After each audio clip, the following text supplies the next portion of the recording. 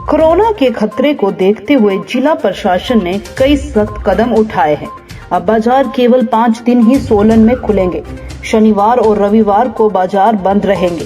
केवल जरूरी सामान की दुकानें ही खुली रहेगी। होटल ढाबे शाम 10 बजे तक खोलने के आदेश भी जारी किए हैं। इस बीच सिनेमा घर, शिक्षण संस्थान और कोचिंग सेंटर को पूरी तरह से बंद कर दिया गया है, जिसके चलते कई कारोबारियों की आय बिल्कुल खत्म हो गई है। उनमें से एक कोचिंग सेंटर के संचालक हैं। उनके माथे पर चिंता की लकीरें साफ देखी जा सकती है। उन्होंने इसको लेकर आज एसडीएम सोलन अजय यादव को ज्ञापन सौंपा और उन्हें कुछ ढील देने का आग्रह किया। एसडीएम सोलन द्वारा उन्हें वर्तमान स्थिति के बारे में अवगत करवाया और कहा कि कोरोना के मामले लगातार बढ़ रहे हैं। ऐसे में कोई विद्यार्थी कोरोना पॉजिटिव ना हो जाए, इसीलिए यह एहतियातन कदम उठाए गए हैं। जनता का सहयोग चाहिए। अधिक जानकारी देते हुए कोचिंग सेंटर के संचालकों ने कहा कि प्रदेश के बाहरी राज्यों से पर्यटक आ रहे हैं। ऑटो और बसों में यात्रियों की संख्या 100% क्षमता पर है, लेकिन प्रशासन को कोरोना का खतरा केवल कोचिंग सेंटर में नजर आ रहा है। उन्होंने कहा कि उनके कोचिंग सेंटर्स में केवल बड़े बच्चे आते हैं और उनकी अकेडमियों में सोशल डिस्टेंसिंग का भी ख्याल रखा जाता है, लेकिन उसके बावजूद भी उनकी अकेडमियों को बंद कर दिया गया है। उन्होंने कहा कि उन्हें अकेडमियों का भारी भरकम किराया देना पड़ रहा है।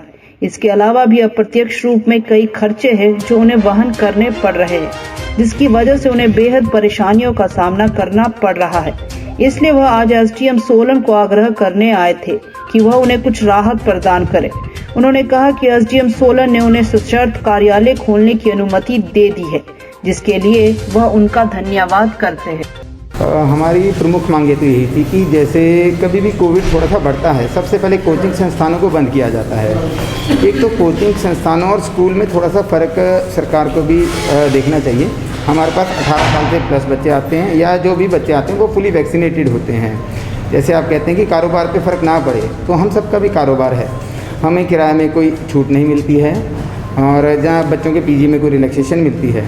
तो थोड़ी सी दिक्कत एक और थी कि आज सुबह भी कई कोचिंग सेंटर्स में पुलिस फोर्स आई थी।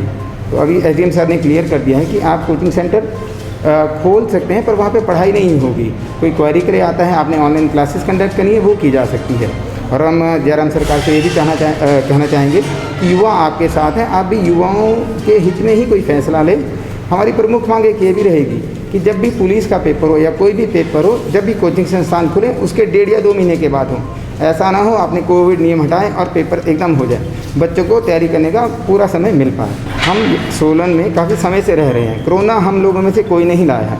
कोरोना अगर आ रहा है वो बाहर से ही आ रहा है। अगर आप कोरोना रोकना चाहते हैं, आप सब कुछ बंद कर दें, ट्रांसपोर्ट बंद कर दें, बॉर्डर्स बंद कर दें, तब कोरोना की जल्दी रोकथाम हो पाएगी और हमें भी अपना कार्य करने के लिए जल्दी हम अपने समय पर कार्य कर पाएंगे। बॉर्डर सील कर दें, ट्रांसपोर्ट बंद कर दें, कंप्लीट लॉकडाउन लगा दें 10 दिन या हफ्ता, उससे काफ़ी असर पड़ेगा।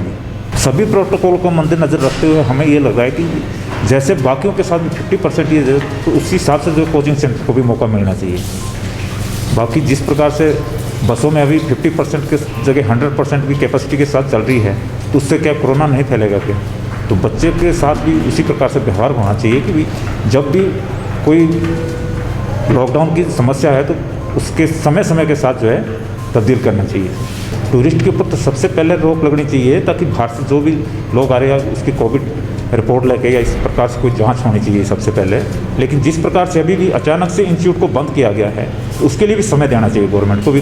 कोई 1 हफ्ता पहले गाइडलाइन जारी की, 2-3 दिन का समय दें। अभी एकदम से कोचिंग इंस्टीट्यूट 9 तारीख को बंद कर दिया कि बच्चों की जो है भगदड़ तो रहेगी।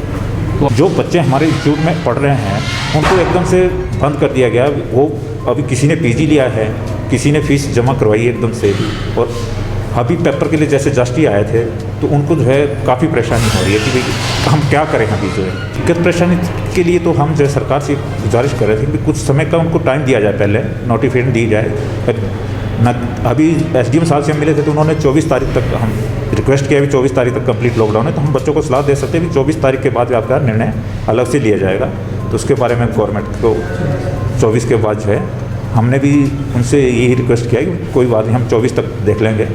तो लेकिन आगे से मैं आपके माध्यम से एक संदेश देना चाहता हूँ कि भी जब भी कोई गवर्नमेंट इस प्रकार की कोई रणनीति अपनाए तो उसके लिए थोड़ा टाइम से पहले बताएं।